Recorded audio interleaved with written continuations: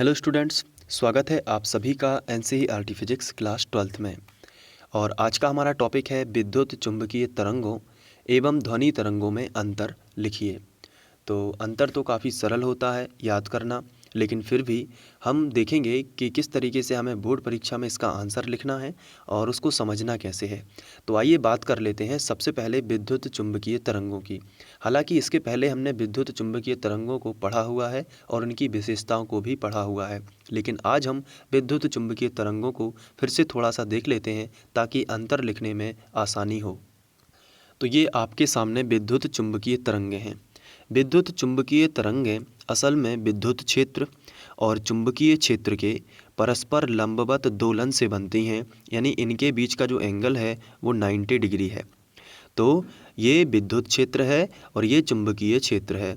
तो विद्युत क्षेत्र और चुंबकीय क्षेत्र के परस्पर लंबवत दोलन से मिलकर बनी हुई हैं। और ये उत्पन्न कैसे हुई है? तो आंसर है त्वरित आवेश से उत्पन्न हुई है। किससे उत्पन्न हुई है?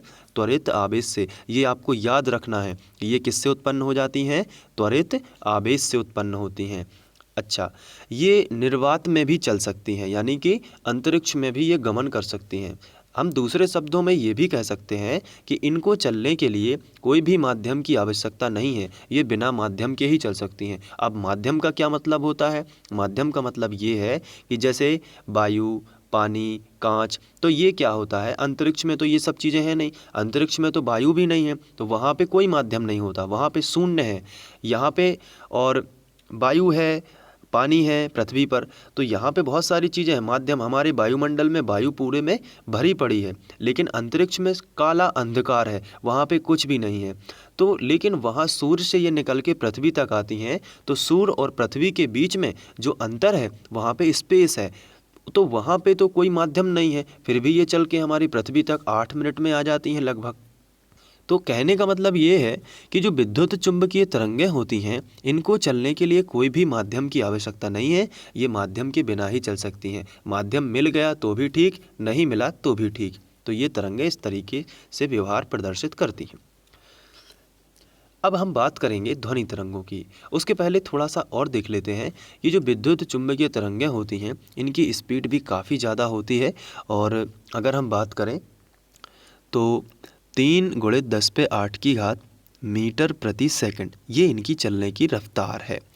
मतलब लगभग 3 लाख किलोमीटर प्रति सेकंड। एक सेकंड में ये 3 लाख किलोमीटर चल जाती हैं। तो ये हैं विद्युत चुंबकीय तरंगों के बारे में कुछ खास बातें। अब हम बात करते हैं ध्वनि तरंगों की कि आखिर ध्वनि तरंगें क्या होती हैं।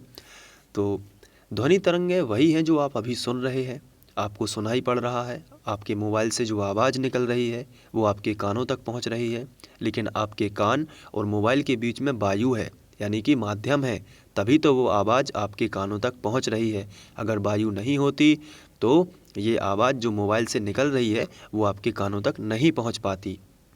या कहीं पर लाउड स्पीकर लगा हुआ है जिसमें से कुछ ध्वनि निकल रही है, तो क्या होता है, उससे वो ध्वनि आसपास की वायु को धकेलती है।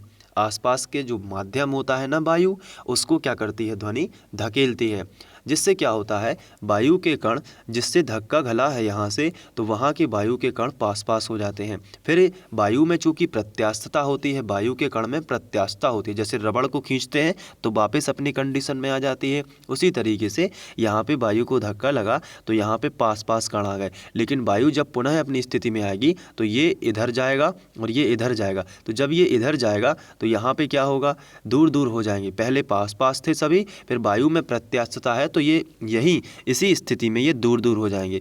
कहने का मतलब ये है कि देखिए, जैसे ये वायु के 2 कण हैं, तो ये यहाँ मान के चलिए इस पार्टिकल पर यहाँ से ध्वनि का धक्का लगा तो ये पास पास आ जाएगी, फिर प्रत्यास्थता के कारण ये दूर दूर हो जाएगी। तो जब पास पास आती है तो उसे बोलते हैं संपीड़न, और जब दूर दूर चली जाती है तो उसे बोलते हैं विरलन।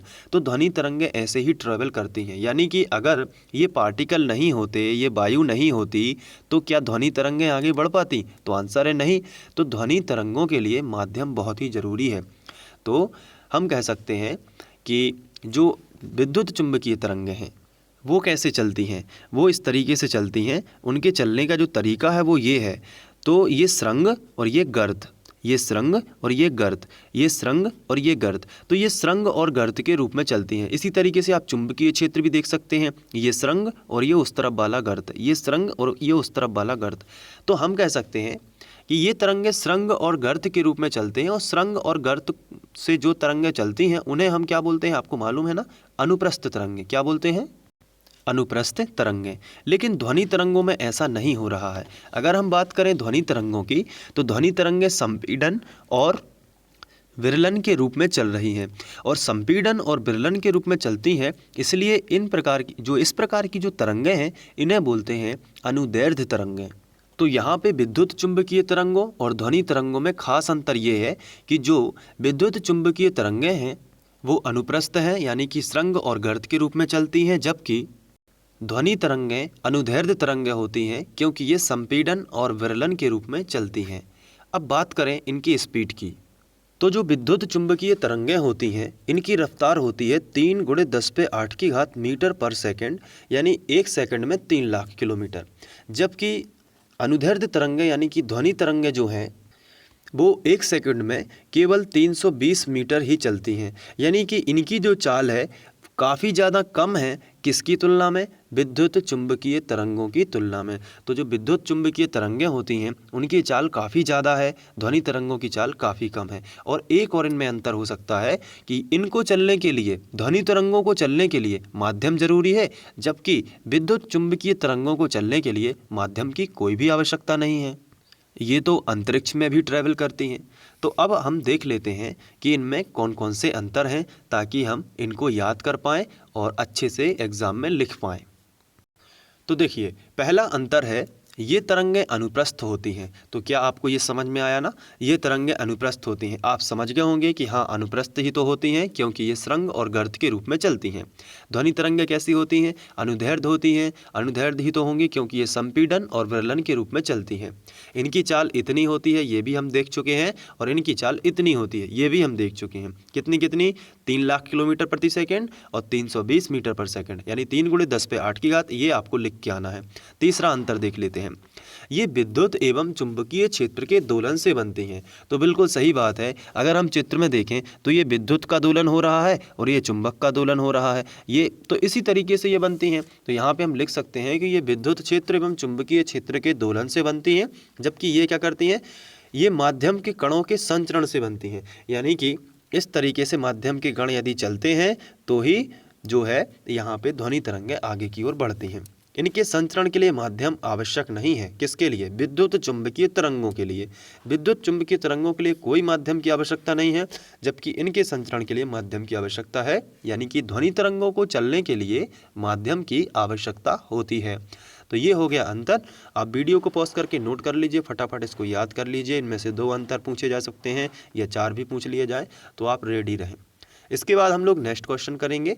तब तक आप, यदि आपको ये याद हो गया है तो आप मुझे कमेंट में बताएं जल्दी से कि हाँ याद हो गया है, और अगर 50% भी याद हुआ है तो रफ में लिख के देख लीजिए, पूरा आपको याद हो जाएगा। चलिए मिलते हैं नेक्स्ट वीडियो में। Thank you.